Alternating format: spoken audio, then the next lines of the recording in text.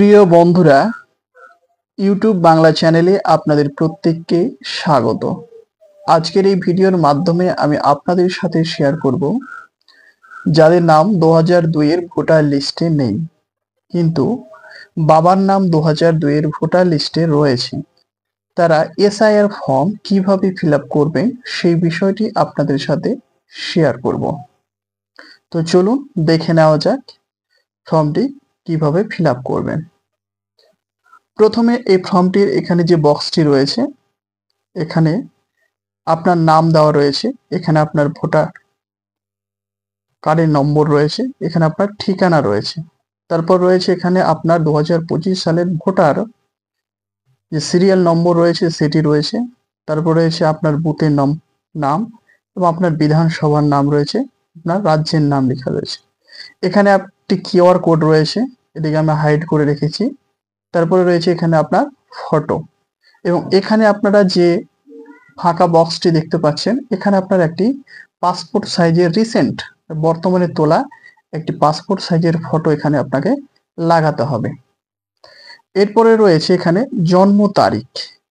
আপনার ভোটার কার্ডে যে জন্ম তারিখটি লেখা রয়েছে সেটি আপনারা ইংলিশে এখানে লিখে দেবেন।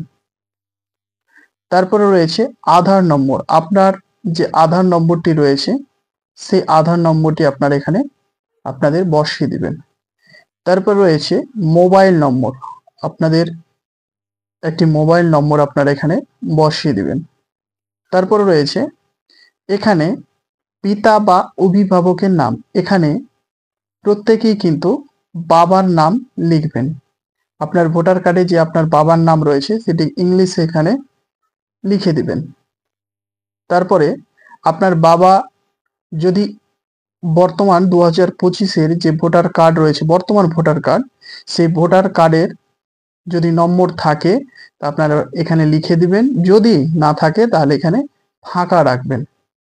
তারপর রয়েছে এখানে মায়ের নাম। আপনার মায়ের ভোটার কার্ডে যে নাম রয়েছে সেই নামটি আপনারা এখানে লিখে দিবেন ইংলিশে। তারপরে যদি আপনার মায়ের ভোটার কার্ডের নম্বর থাকে, এটি 2002 এর কিন্তু নয়, বর্তমান যে ভোটার কার্ডটি রয়েছে সেই ভোটার কার্ডের নম্বরটি আপনারা এখানে বসিয়ে দিবেন। যদি না থাকে তাহলে আপনারা এখানে কিছু বসাবেন না, ফাঁকা রাখবেন। তারপর রয়েছে এখানে স্বামী অথবা স্ত্রীর নাম যদি থাকে। যদি আপনি বিবাহিত হয়ে থাকেন তাহলে এখানে আপনার স্ত্রীর নাম লিখে দিবেন এবং আপনার স্ত্রীর যে ভোটার কার্ডের নম্বর রয়েছে সেটি এখানে লিখে দিবেন।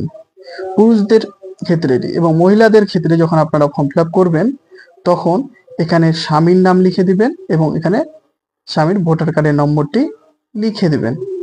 যদি বিবাহিত না হয়ে থাকেন তাহলে এই দুটো ঘর আপনারা ফাঁকা রেখে দিবেন। তারপরে রয়েছে এখানে আপনার বাবার 2002 এর ভোটার লিস্টে যেহেতু নাম রয়েছে, এখানে 2002 এর ভোটার লিস্টে যেভাবে বাংলাতে নাম রয়েছে ঠিক সেম ভাবে আপনি এখানে আপনার বাবার নামটি বাংলায় লিখে দিবেন। উপরের অংশটুকু কিন্তু আপনারা ইংলিশে ফিল আপ করবেন, নিচেরটি বাংলাতে ফিল আপ করবেন। তারপরে এখানে ব্র্যাকেট দিয়ে লিখে দিবেন যে পিতা। এখানে আপনারা পিতা কথাটা লিখে দিবেন, তাহলে যে ফর্মটি ফিল আপ করবে তার কিন্তু ফর্মটি ফিল আপ করতে সুবিধা হবে। তারপরে আপনার বাবার 2002 এর ভোটার লিস্টে যে নাম রয়েছে সেই লিস্টে দেখবেন যে তার একটা ভোটার কার্ডের নম্বর রয়েছে। যদি ভোটার কার্ডের নাম্বার থাকে তাহলে আপনারা এইভাবে ভোটার কার্ডের নম্বরটি বসিয়ে দিবেন, যদি না থাকে তাহলে আপনারা ফাঁকা রেখে দেবেন। তারপরে রয়েছে আত্মীয়ের নাম। তো আপনার বাবার যে 2002 এর ভোটার কার্ডের নাম রয়েছে লিস্টে, সেখানে আপনার বাবার নাম কি রয়েছে সেটা এখানে লিখে দিবেন। মানে এখানে আপনার দাদুর নাম লিখে দিবেন, যেভাবে ভোটার কার্ডের লিস্টে রয়েছে বাংলাতে ঠিক সেম ভাবে আপনারা লিখে দিবেন। তারপর রয়েছে আপনার বাবার সঙ্গে আপনার দাদুর সম্পর্ক কি, সেটা হবে পিতা। তারপরে আপনার জেলার নাম লিখে দিবেন, তারপর আপনার রাজ্যের নাম লিখবেন, তারপরে আপনার বিধানসভা ক্ষেত্রের নাম।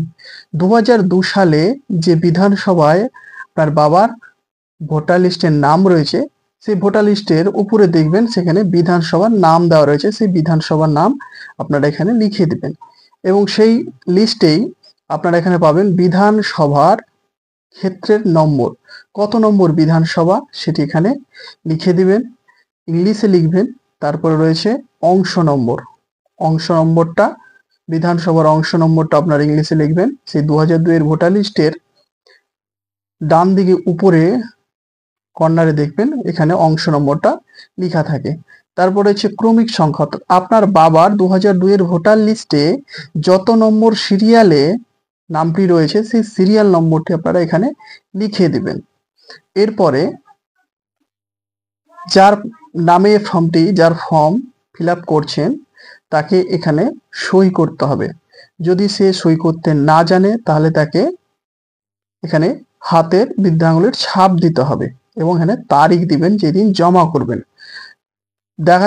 যদি দেখা যায় যে যার ফর্ম সে বাড়িতে নেই, তাহলে বাড়ির যে কোনো সাবালক সদস্য সেখানে হাতের ছাপ বা সই করে দিয়ে ফর্মটি কিন্তু বিএলওর কাছে আপনারা জমা করতে পারবেন।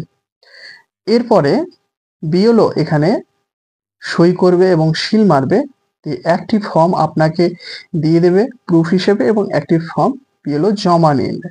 তো আশা করি আজকের এই বিষয়টি আপনাদের বোঝাতে পেরেছি।